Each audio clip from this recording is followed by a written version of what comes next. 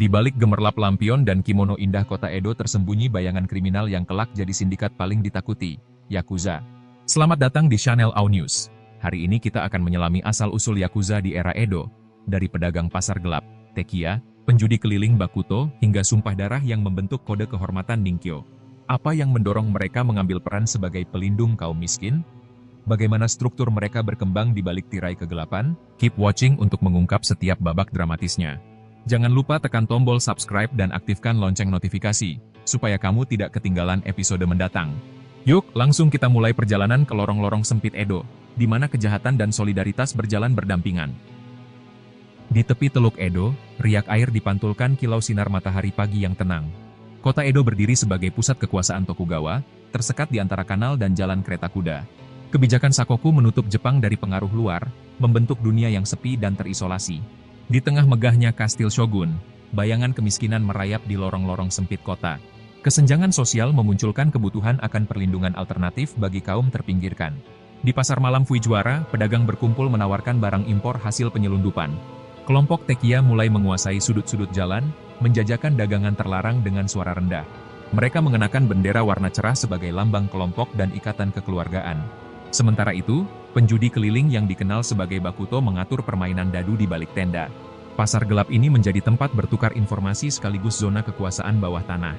Gentaro menundukkan kepala sebelum naik ke atas bangku kayu, memeriksa satu persatu pedagang tekun. Sebagai pemimpin Tekiya, ia memegang komando dengan kewibawaan yang lahir dari pengalaman bertahun-tahun.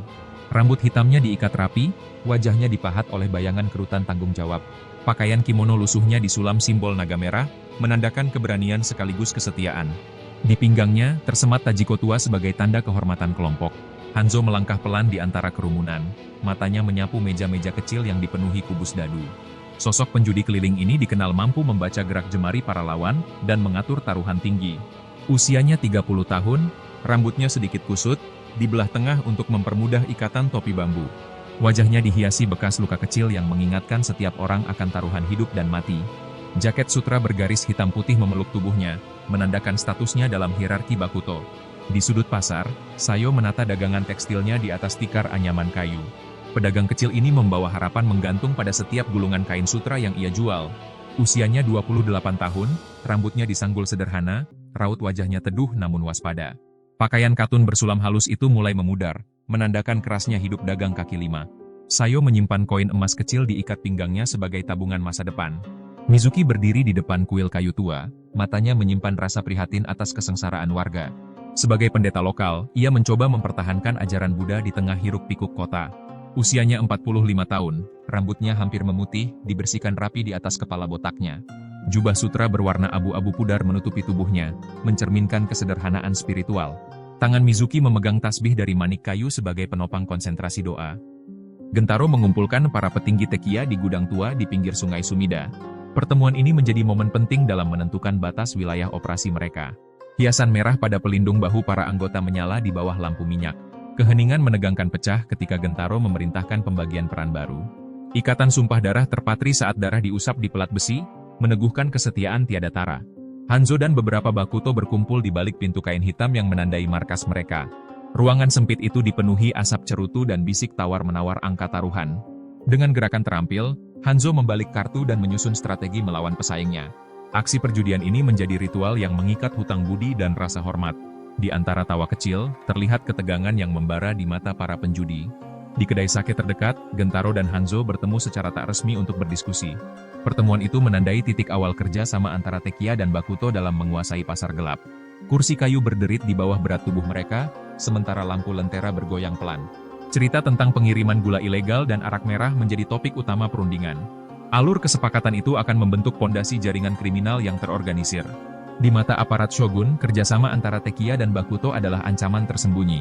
Petugas pengawas rela menyuap demi menutup mata terhadap aktivitas pasar gelap. Surat mandat sembunyi disebutkan dalam catatan birokrasi, meski jarang sepenuhnya ditaati. Para komisioner kota memilih-milih kasus, menahan laporan demi keuntungan pribadi. Ketergantungan pada suap ini memperkuat cengkeraman kelompok bawah tanah. Ritual sumpah darah kembali dipraktikkan di ruang tersembunyi, di antara jerami dan kegelapan. Anggota baru menyalurkan tetesan darah mereka pada keris kecil sebelum disatukan dengan simbol komunitas. Ritus ini melebihi janji biasa, mengikat jiwa dalam lingkaran kehormatan dan pembalasan. Hati setiap peserta berdebar saat irama drum kecil menandai dimulainya upacara. Dalam hening mencekam, tekad mereka terpatri lebih kuat daripada besi terasah. Bendera dan lambang berwarna cerah dipasang di atas kios menandakan wilayah kekuasaan. Dua naga saling melingkari, simbol dualitas perlindungan dan kekuatan. Desain itu menegaskan identitas yang jelas di tengah rimba kota yang ramai. Warga sekitar mulai mengaitkan simbol tersebut dengan keamanan dan keadilan bayangan. Reputasi itu dengan cepat menyebar, memperkuat citra kelompok di kalangan miskin. Shogun Tokugawa menatap catatan laporan jalanan, mencari jejak gangguan sosial. Panglima Keamanan Kota mereguk sake dingin sambil menimbang ancaman tali asi bayangan. Panik tersembunyi perlahan muncul saat angka kriminalitas sulit dikendalikan.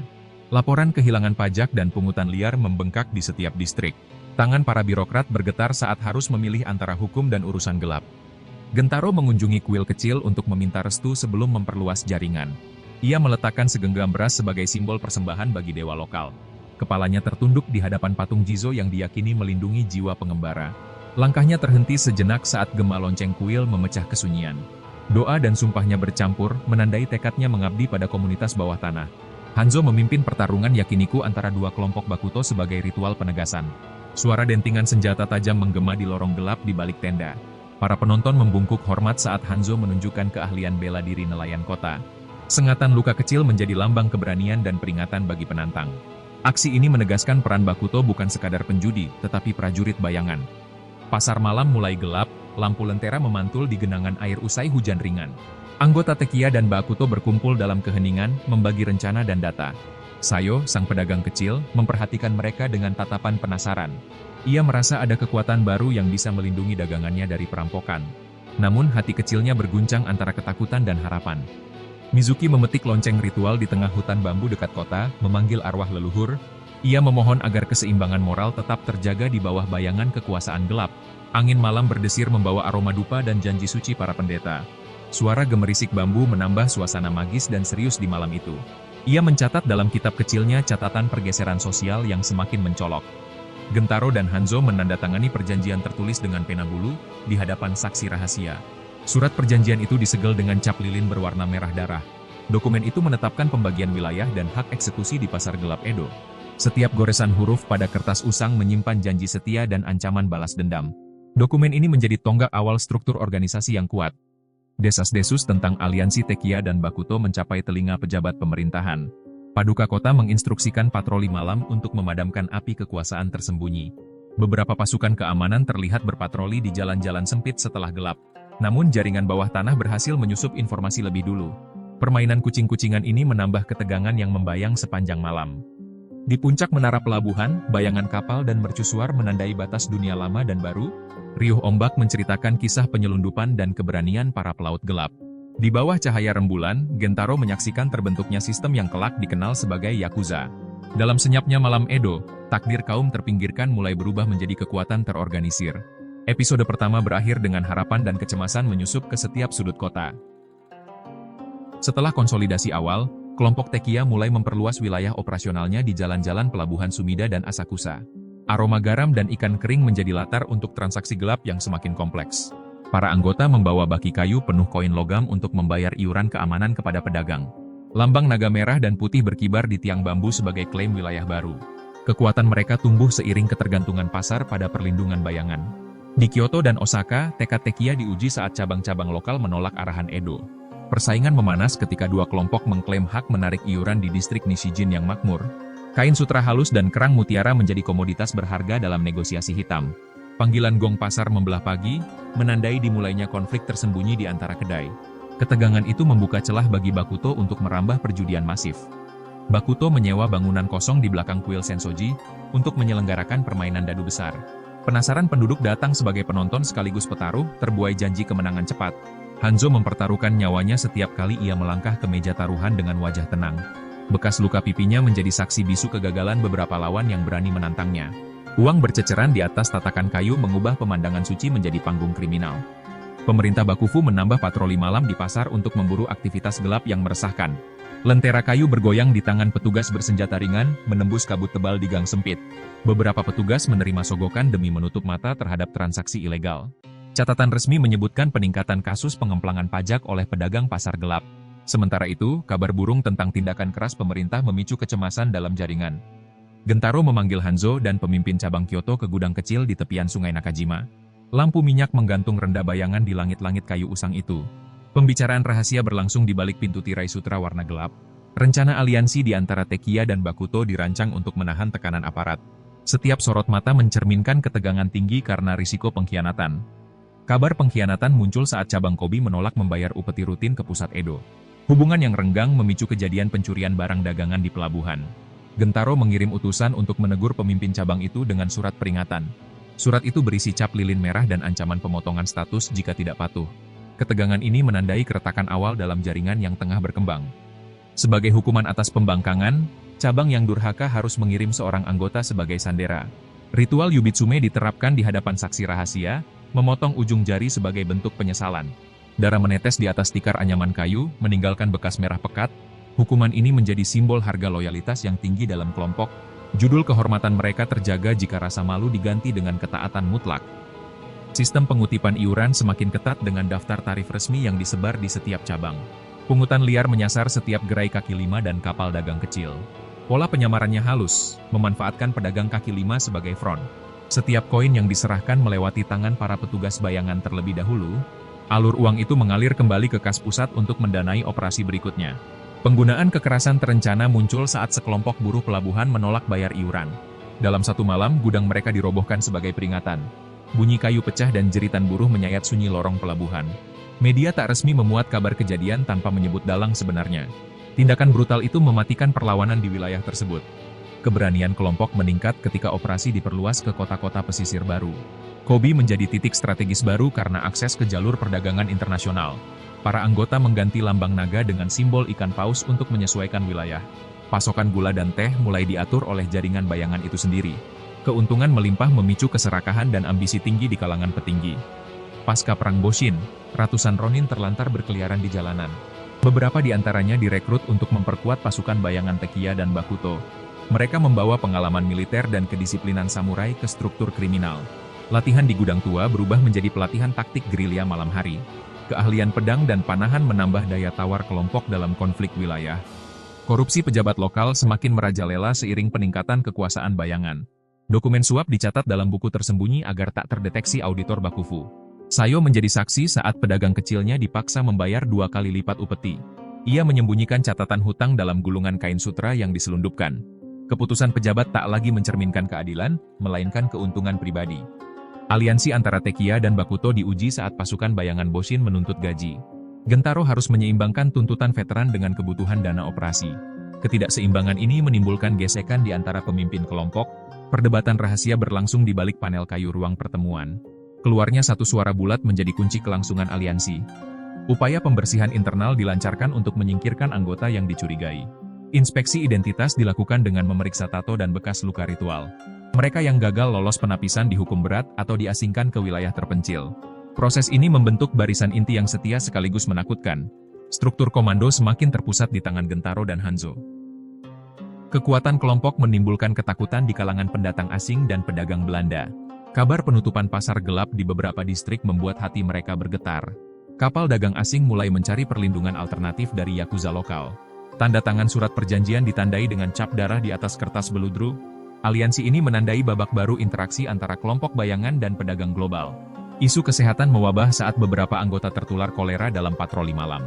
Ketakutan akan wabah memaksa kelompok menyiapkan tenda karantina di pinggir sungai. Mizuki menyumbang air suci dan doa untuk meredam kepanikan. Ritus penyucian diadakan di kuil kecil untuk memohon perlindungan terhadap wabah. Konflik baru muncul antara prioritas kesehatan dan target bisnis gelap. Sayo terlibat tanpa sengaja saat kantong koinnya dicuri oleh anggota bayangan muda. Ia menemukan rahasia operasi saat mengikuti jejak kaki di tanah berlumpur. Rasa takut berubah menjadi tekad untuk memahami kekuatan gelap itu. Ia mulai mengumpulkan potongan informasi di balik layar pasar malam. Perannya sebagai pedagang kecil memberinya akses unik ke jaringan bayangan. Hanzo menerima surat titipan dari kontak rahasia di pelabuhan Nagasaki. Surat itu berisi peta jalur penyelundupan candu dan rempah langka. Informasi ini berharga untuk memperkuat monopoli pasar gelap. Namun dalam tinta peta itu terselip tanda bahaya bagi pengkhianat. Setiap goresan pena di peta itu menyimpan janji kekayaan dan maut. Penelitian Mizuki di catatan kuil menunjukkan pola pergerakan kelompok bayangan. Ia menulisnya dalam gulungan terpisah untuk disimpan jauh dari jangkauan tangan kriminal. Setiap helai gulungan memuat daftar nama penyokong korup pejabat. Ia berharap suatu hari data ini bisa menjadi bukti perubahan sosial. Ketajaman pengamatannya merupakan ancaman nyata bagi rahasia Yakuza. Pagi kembali menyapa Edo dengan kabut tipis di atas Sungai Sumida. Gentaro menatap cakrawala kota dari menara kayu tinggi, wajahnya penuh perhitungan. Drama kekuasaan dan pengkhianatan baru saja mencapai puncak ketegangan. Aliansi yang terbentuk dalam kegelapan itu kini siap menghadapi badai hukum dan konflik. Episode kedua ditutup dengan napas panjang penuh kecemasan akan pertempuran berikutnya. Tiba-tiba, berita menyebar di lorong-lorong sempit Edo tentang dekrit baru pemerintah Meiji. Pemerintah pusat mengumumkan pembentukan kepolisian nasional dengan mandat membasmi kelompok kriminal terorganisir. Polisi berpakaian seragam barunya mulai menandai kios pasar gelap dan menempatkan pos pengawasan di setiap sudut. Lampu lentera pada topi petugas memantulkan kilau logam tombak dan senapan perintis modern. Tekad Yakuza diuji saat jajaran aparat bersenjata resmi untuk pertama kalinya mengincar mereka dengan regulasi formal. Gentaro mengumpulkan petinggi cabang di kediaman rahasia di Nagoya. Wajahnya tegang saat ia membacakan isi dekrit yang melarang aktivitas tekia serta bakuto tanpa toleransi. Setiap kata dalam prosiding resmi itu menimbulkan detak jantung cepat pada para pemimpin bawah tanah. Kilau mata mereka beradu saat memutuskan pilihan antara perlawanan langsung atau penghilangan diri. Bayangan hukum modern mulai merenggut kebebasan yang selama ini mereka nikmati. Hanzo mengintai dari balik kegelapan gang, menyaksikan patroli polisi melintas berbaris dua-dua. Bekas luka di pipinya terasa seperti luka lama saat petugas menahan pemuda tak bersalah di sudut. Pistol model barat dan belati pendek mereka menimbulkan rasa takut baru dalam setiap warga. Permukaan batu di lorong basah menjadi saksi langkah pendekatan pasukan hukum.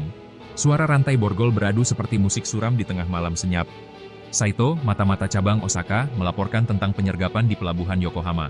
Gerbang pelabuhan disegel oleh polisi, menahan kapal-kapal dagang asing yang dicemari tuduhan penyelundupan. Tenda dan rak golok dibongkar paksa, seakan menari dalam cahaya obor. Para imigran dan pedagang Belanda menatap ngeri saat polisi menggeledah kargo. Jejak kaki Gurney dan Cerutu terinjak-injak menandai kekacauan yang menyeret nama Yakuza. Gentaro dan Hanzo memutuskan taktik gerilya dalam konferensi darurat di Gunung Koya. Api unggun memecah gelap, menciptakan ilusi gerombolan bayangan di antara bambu. Rencana serangan dadakan dirancang untuk melumpuhkan pos polisi di titik lemah. Peta kasar ditandai alur sungai dan jalan setapak sebagai jalan kabur potensial. Semangat bajak laut jalanan terpatri di setiap rencana yang mengundang maut. Dalam hujan gerimis, pasukan bayangan menyerbu kantor polisi kecil di Kawasaki. Cahaya obor menyorot wajah-wajah keras yang tak gentar menghadapi baret dan sepatu bot petugas. Dentuman kayu perang dan tembakan senapan perdana menghancurkan pintu kayu bersusuk. Asap dan debu melayang, menutupi teriakan dan komando. Ketika kabut pagi tiba, gedung itu sudah hangus, menjadi simbol titik balik konflik. Di reruntuhan kantor polisi, Hanzo mengumpulkan testimoninya di atas batu granit. Darah mengering di lengannya, menyatu dengan getah rempah sisa bakar tumpahan obor. Anggota yang selamat menatapnya penuh hormat, melihat keberanian yang mengalahkan rasa takut. Sketsa singkat ini akan menebalkan legenda di balik nama Yakuza kelak. Namun, kemenangan ini juga menanam benih balas dendam dan pengejaran tak henti. Pemerintah membentuk unit khusus penindak kekerasan yang dipimpin oleh letnan baru. Seragam biru hitam mereka mencolok di tengah kampung penduduk yang kelabu. Kala patroli malam tiba, bayangan pun menggandakan langkah mereka. Pasukan ini dilengkapi buku mandat resmi dan surat perintah penangkapan massal. Suara perahu mendekat menggema, menandai kedatangan bala bantuan. Sayo dikejutkan oleh teriakan di pasar saat tentara polisi menahan pedagang. Dia menyembunyikan kain sutra curiannya di balik pakaian, hatinya berdebar kencang. Pandangan mata penduduk berubah dari trauma ke kemarahan terpendam. Gadis keturunan pedagang itu menyadari bahwa medan pertempuran kini dekat dengan dagangannya. Ia menutup kedua telinga sejenak untuk menahan perih saat petugas merobek tikar sutra. Mizuki memanjat tangga kelenteng untuk melaksanakan upacara pembersihan. Suara lonceng berulang kali menegaskan harapan damai di tengah kekacauan. Ia menaburkan beras dan bunga agar energi spiritual meredam kekerasan. Angin malam membawa aroma dupa yang menenangkan setiap sudut kelenteng. Namun, suara tembakan dan jeritan mendekat menodai kesucian ritual. Dalam kegelapan, pasukan Yakuza mundur ke hutan cedar di pegunungan Okutama. Rerumputan basah menutupi jejak langkah mereka yang tergesa. Di sana, mereka memercikan arak hangat untuk menghangatkan tubuh yang meriang. Lembaran kain sutra usang digulung sebagai bantal darurat. Kesejukan malam mengundang rasa putus asa dan keberanian sekaligus. Gentaro memanggil sidang darurat atas reruntuhan moral dan taktik. Di depan jajaran senjata kuno, ia mengumumkan pergeseran strategi ke infiltrasi sosial. Para pemimpin cabang menatapnya, merasakan beban tanggung jawab berpindah tangan. Ideologi Ninkyo kini dicampur dengan pragmatisme baru untuk bertahan hidup. Setiap kata meneguhkan jalan baru yang mengabaikan pertikaian terbuka. Hanzo ditugaskan memasuki kamar rapat pedagang untuk mengumpulkan intel. Ia menyamar sebagai pedagang rempah beracun, menunduk di hadapan bangsawan dagang. Lembaran dokumen diperoleh dengan sabar dari tumpukan kertas tak berlabel. Mata hijau pedagang asing itu menatapnya penuh kecurigaan. Dalam kesejap, Hanzo merasa napasnya membeku oleh mata logam sang musuh. Di pelabuhan, kapal barang rempah rahasia disamarkan sebagai perbekalan militer. Kru Yakuza melontarkan guyon pahit untuk memecah ketegangan sebelum berlayar. Koper kayu tua berisi candu dan sutra disimpan rapat dalam kabin tersembunyi. Ombak malam mengguncang badan kapal, menciptakan deru yang menambah kecemasan. Di dasar laut pikiran mereka menimbang risiko dan imbalan masa depan. Pemerintah meningkatkan tawaran hadiah bagi siapa saja yang menyerahkan data jaringan. Kepala informan berjatuhan, di berbagai sudut desa terpencil. Sisa-sisa kasus pengkhianatan terungkap lewat jeritan saksi takut. Upeti petinggi yang direnggut dicatat dalam buku hitam untuk dijadikan senjata. Jaringan kepercayaan pun diuji oleh manuver ancaman dan pembalasan. Sayo mulai mengirim laporan rahasia ke Mizuki melalui gulungan kecil. Ia mencatat setiap penahanan pedagang dan peristiwa kekerasan di catatannya. Meski ketakutan, ia percaya kebenaran bisa mengubah jalannya sejarah gelap. Setiap huruf di gulungan itu mengandung keberanian seorang pedagang kecil. Misinya adalah membuka mata masyarakat pada parasita bayangan yang merajalela. Mizuki membaca gulungan Sayo di kapel tua yang remang-remang. Tetesan lilin memantulkan bayangan tangan yang menulis dengan tremor rasa asa. Dalam diam, ia memahami bahwa krisis ini menuntut lebih dari sekadar doa. Ia mengutus utusan untuk menyampaikan laporan kepada pihak revolusioner terdekat.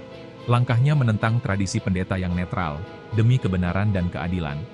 Puncak konflik tiba saat pasukan Combined Yakuza mengepung markas polisi utama di Edo. Dentuman meriam bambu dan teriakan komando bergelora di tengah asap pekat. Suara gema komando polisi menggema di lorong batu yang sempit. Markas runtuh, semangat Yakuza berkobar meski dalam kerugian besar. Titik balik ini mengguncang ide tertinggi tentang batas kejahatan dan pertahanan. Jasad korban dari kedua belah pihak mengotori tanah di halaman Mapolres. Aroma darah dan kayu bakar tertinggal sebagai saksi bisu malam kelabu. Para anggota Yakuza berdiri di tepi, menundukkan kepala menghormati nyawa yang hilang. Kematian ini membakar tekad mereka untuk merancang masa depan yang berbeda. Dalam kelam, lahirlah transformasi ideologis menuju struktur modern bayangan. Fajar merekah di ufuk timur, menandai akhir konflik dahsyat dan awal era baru. Gentaro menatap langit dengan mata lelah namun penuh tekad. Kode lama dan strategi baru bersatu dalam naskah hitam yang kini dikunci ketat. Disinilah pilar modern Yakuza terbentuk, berdiri di antara cahaya dan bayangan. Episode ketiga berakhir dengan keheningan penuh arti sebelum babak baru dimulai. Kota Edo tenggelam dalam keheningan saat api pertempuran mereda. Puing balai kota dan pasar gelap terlihat memucat di bawah sinar fajar yang pucat. Aroma asap kayu bakar masih menyelimuti setiap sudut gang sempit. Kehancuran fisik seakan menegaskan besarnya biaya konflik baru-baru ini. Bayangan pasca konflik menari di dinding batu, mengingatkan akan harga yang harus dibayar. Gentaro menyusuri reruntuhan gudang, menyaksikan anggota yang gugup dan luka fisik. Dalam keheningan, ia menginstruksikan pertemuan perdana untuk menata ulang kepemimpinan. Suasana berdebu dan bau keringat menandai beban tanggung jawab baru di pundaknya. Sorot matanya merekam setiap keraguan sekaligus tekad menghadapi masa depan. Langkahnya menyisakan jejak darah kering di lantai kayu yang retak. Hanzo mengerahkan tim untuk membangun kembali pos pengawasan bayangan di perbatasan wilayah. Tangan terampilnya memimpin pemasangan papan kayu dan lentera baru di gerbang gelap. Setiap baut yang dikencangkan menghidupkan kembali denyut organisasi yang hampir rubuh. Deru obor menari di wajah para pekerja, menciptakan bayangan heroik di malam dingin. Ia bertahan di depan, menjadi simbol usaha kolektif yang bangkit dari abu. Sayo membuka kios kain kecil di reruntuhan pasar, menawarkan kain sutra kepada para penyintas. Ia menyumbangkan sebagian keuntungan untuk membayar denda pidana teman-temannya yang tertangkap. Langkahnya lincah menata kain di tiang kayu, memancarkan harapan di antara luka sosial. Para pelanggan menatapnya penuh haru, melihat keberanian seorang perempuan kecil memimpin. Nasibnya kini terkait erat dengan kebangkitan komunitas pasca konflik. Mizuki menaburkan bunga dan dupa di atas situs pertempuran utama untuk upacara peringatan. Suara lonceng kuil menggema menebarkan ketenangan di antara tangis yang terpendam. Ia memimpin doa bagi arwah korban dari kedua belah pihak, mempererat simpati universal. Aksi ini menambah legitimitas spiritual bagi pemulihan moral masyarakat. Harapannya meluas, menumbuhkan benih perdamaian di tengah puing kehancuran. Pemerintah Meiji mengumumkan reformasi perundang-undangan anti Boryokudan yang diperketat. Surat edaran resmi membatasi aktivitas Tekiya dan Bakuto di area publik. Hukum baru memberi wewenang polisi untuk membekukan aset dan melarang pertemuan besar. Warga mulai merasakan tangan kekuasaan yang lebih tegas mengekang kekerasan bayangan. Kebijakan ini membuka celah bagi negosiasi damai antara Yakuza dan negara. Sejumlah pemimpin cabang mengajukan proposal perdamaian melalui perwakilan ke pejabat lokal. Pertemuan rahasia dilangsungkan di ruang tamu rumah pedagang netral di distrik Asakusa. Lilin-lilin kecil menyinari wajah mereka yang penuh kecemasan dan harapan. Kesepakatan mengurangi tindakan kekerasan dan membayar pajak khusus menjadi inti perundingan. Suara ketukan palu kecil menandai disahkannya kata sepakat dalam bayang-bayang malam. Aliansi informal dibentuk antara beberapa cabang Yakuza dan pedagang resmi untuk memulihkan ekonomi lokal. Pasukan bayangan membantu membersihkan puing dan memperbaiki infrastruktur sederhana. Suara palu serta paku bergema di sepanjang jalan bata rusak. Hubungan simbiosis ini menimbulkan persepsi bahwa keberadaan Yakuza dapat dipakai demi kebaikan. Namun keseimbangan baru ini penuh risiko moral dan politik. Gentaro menginisiasi reformasi internal dengan menuliskan kode etik baru berdasarkan ketaatan dan kerjasama. Setiap anggota diminta menandatangani gulungan dokumen sebagai tanda kesetiaan tertulis. Isi naskah menekankan perlindungan komunitas dan larangan tegas atas pengeksploitasian berlebih. Di bawah lampu lentera minyak, pena bulu menari di atas kertas beludru usang. Langkah ini menjadi cikal bakal transformasi Yakuza menjadi organisasi semi-formal. Hanzo membina hubungan dengan tokoh bisnis lokal untuk membuka usaha dagang legal. Sebuah pabrik pengolahan gula di pinggir sungai dibeli menggunakan dana hasil kerjasama. Ketenangan pabrik kontras dengan suara kegaduhan kota yang masih membayang konflik. Debu pabrik dan aroma molasses menciptakan lanskap baru untuk legitimasi organisasi. Usaha ini dipandang sebagai fondasi untuk diversifikasi sumber pendapatan. Para anggota muda diuji loyalitasnya dengan tugas membersihkan saluran air dan jalan setapak. Tangan mereka yang dulu memegang senjata kini memegang sapu dan alat pembersih. Proses ini melatih kedisiplinan dan memperkuat ikatan sosial antar anggota. Warga menyambut mereka dengan rasa ingin tahu dan keraguan yang berbaur.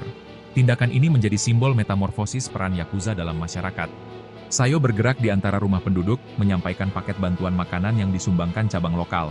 Raut wajah orang miskin berubah lega saat menerima sekantong beras dan ikan asin. Ia merasakan getaran solidaritas yang belum pernah ia alami di bawah bayangan bayarnya. Belas kasih ini memperkuat ikatan komunitas kota kecil di pinggir Edo. Tangan Sayo gemetar saat memberinya, menandai keberanian seorang pedagang kecil. Mizuki menerbitkan risalah rahasia berisi catatan suap dan korupsi pejabat dalam gulungan kecil. Gulungan itu disebarkan pada kelompok reformis yang menuntut transparansi pemerintahan. Aroma tinta rempah menandai halaman demi halaman yang menyimpan skandal besar. Jejak kelam ini membongkar lapisan demi lapisan korupsi yang menjerat kota. Aksinya memantik percikan kesadaran politik di kalangan rakyat bawah.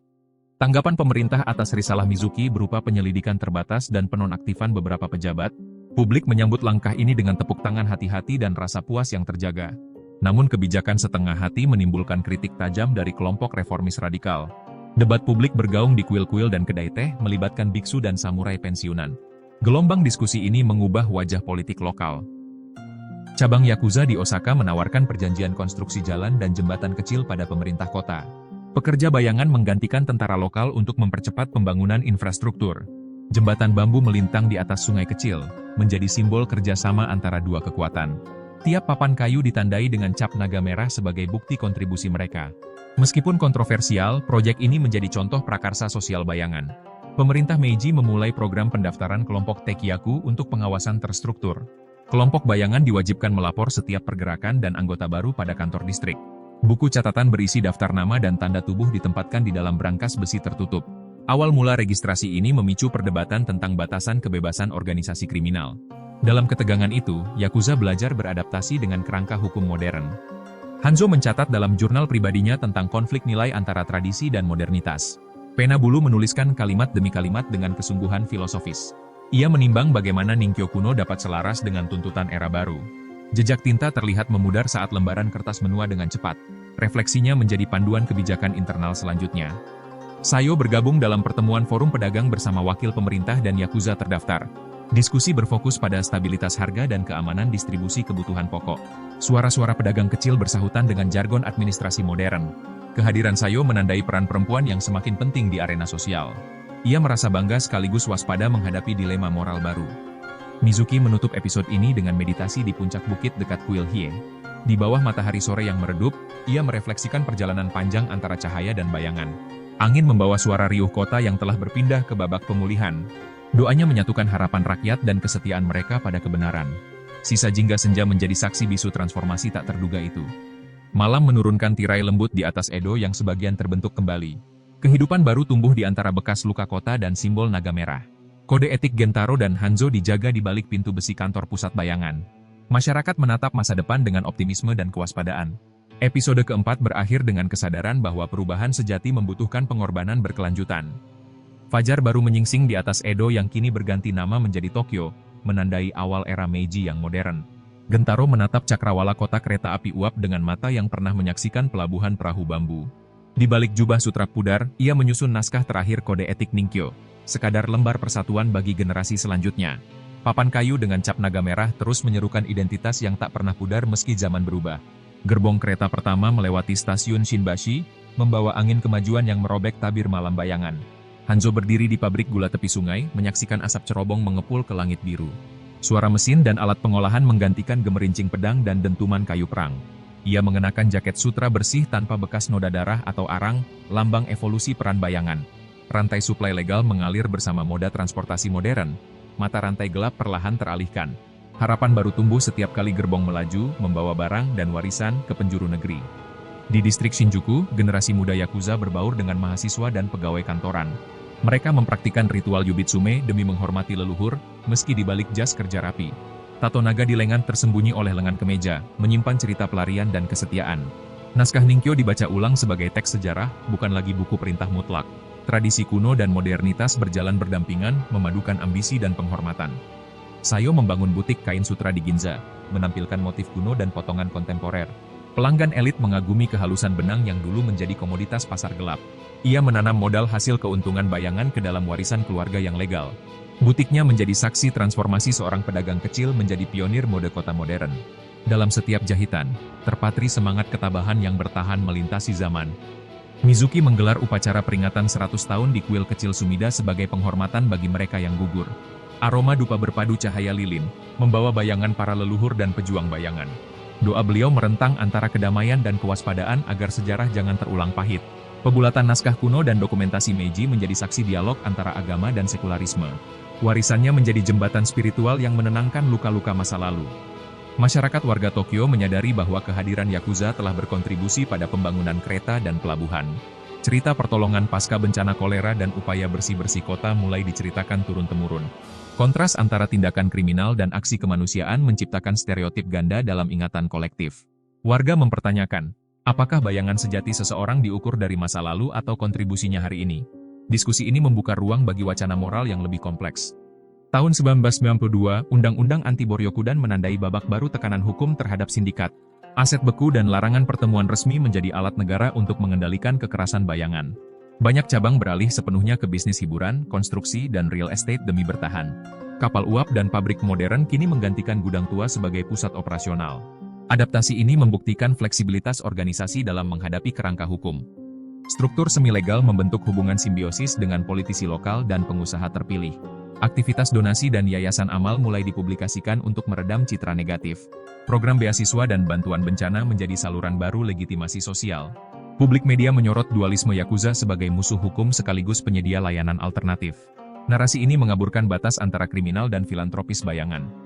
Akar Yakuza akhirnya menembus ke luar negeri melalui imigran Jepang ke Amerika dan Brazil. Jaringan penyelundupan awal berkembang menjadi komunitas diaspora yang rapuh namun tangguh. Warung ramen dan pusat layanan imigran menjadi titik temu pelestarian budaya bayangan. Gelombang generasi kedua membawa semangat Ningkyo tapi dalam konteks perjuangan minoritas. Perjalanan lintas benua ini menegaskan dampak sejarah yang melewati batas geografis. Dalam sastra modern, kisah Gentaro dan Hanzo diangkat ke novel grafis dan film art house. Sutradara muda menyorot lanskap kabut Edo dan gemerlap lampu Meiji dalam bidikan sinematik.